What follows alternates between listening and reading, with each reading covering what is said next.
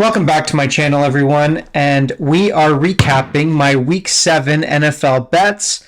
I went another 4-4. I can't get away from the 500 record. It's not a losing record, so I'll take it. Betting the NFL is hard. Let's get into it. Recap each bet I made, and I'm going to give you one stat for each team, either the winner or loser, whatever I find more interesting. Let's talk Giants covering that 3 points against the Jags. Quick stat for this game. The Jaguars have lost 19 straight games against the NFC dating back to 2018. They're 2-17 against the spread during that time. Going all the way back to 2012, the Jaguars are 4-40 straight up against the NFC. I love the Jags this year, but that stat really is hard to ignore as we continue betting them as the season progresses. Bonus stat for this game, Daniel Jones right now has as many wins as Tom Brady and Aaron Rodgers combined. That blows my mind. The Giants cover the 3 and win straight up against the Jags. The Falcons are finally grounded. They cannot cover and go 7-0 against the spread on the season. You have to look towards Cincinnati for the stat of the game on this one. There have been a total of 5 players in the Super Bowl era with 13 passes of 50 yards or more before turning 26, including the playoffs. Dan Marino, Peyton Manning, Patrick Mahomes, Joe Namath, Joe Burrow. I think he sort of classified him in the upper echelon of quarterbacks.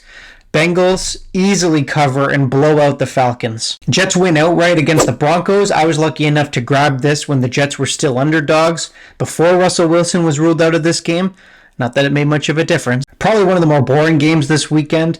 So let's look towards the Broncos, a team I hate. The Broncos have only scored 100 points through 7 games. The only time they've ever scored fewer through that many games was 91 points back in 1966. The Jets win outright against the Broncos and give me my second win for the weekend. Please don't forget, like this video, subscribe to my channel.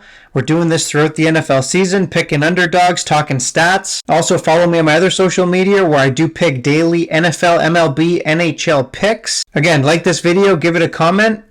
Let's keep going.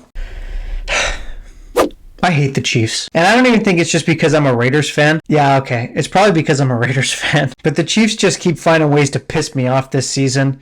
First, they beat my Raiders. Then they can't cover against the Bills. And now they absolutely destroy the 49ers when I pick them as underdog this week. Let's get this stat over with. The highest QB winning percentage since 2019 with a minimum of 10 starts. Who's number 1 on that list?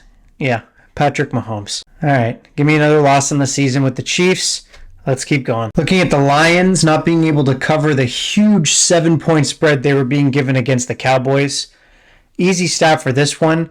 Dan Campbell still has yet to win a road game as coach of the Lions. Bonus stat. Anybody remember the last time Detroit actually scored a touchdown? Yeah, it's been a while. The Lions lose easy to the Cowboys. This game really wasn't that close. And I have to start rethinking my idea that the Lions can actually score. Those Colts, they don't look good. They can't cover the 2, and they looked hapless against a Titans team that I don't even think is all that great. Stat of the game, and sort of commemorating the fact that Matt Ryan has been benched for the rest of the season. The Colts just can't pick quarterbacks, man. Stat of the game, though, Matt Ryan now leads the league with 9 interceptions. Contrasting him against Wentz last season, 7 interceptions through just as many games. Maybe Wentz wasn't the problem. Colts lose against the Titans, giving me my 4th loss of the weekend. Other than watching my Raiders beat the Texans, nothing puts a smile on my face more than watching the Chargers lose. Seattle easily covers the 6.5 spread that they were given and put the beat down on the Chargers.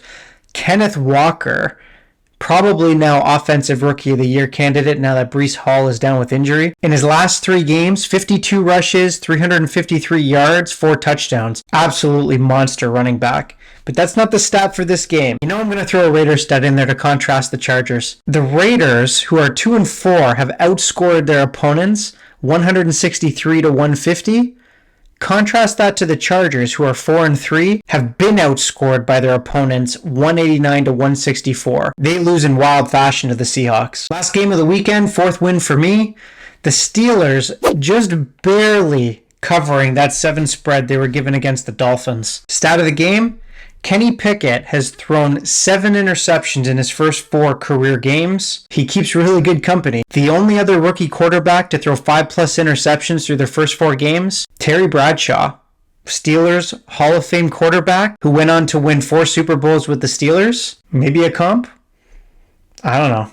I kind of doubt it. Either way, Steelers still lose, but they cover the spread, giving me my 500 weekend. And that's it. Week 7 over. Again, another 4-4 record. I got to get over that 500 hump. Makes me 8-8 in the past 2 weeks. Still going into week 8 with a winning record. I'm already looking at some great lines being given to me for some underdog bets this weekend. I'll be posting my bets Saturday morning. Until then, thanks for watching. Lock those bets in, and I'll see you soon.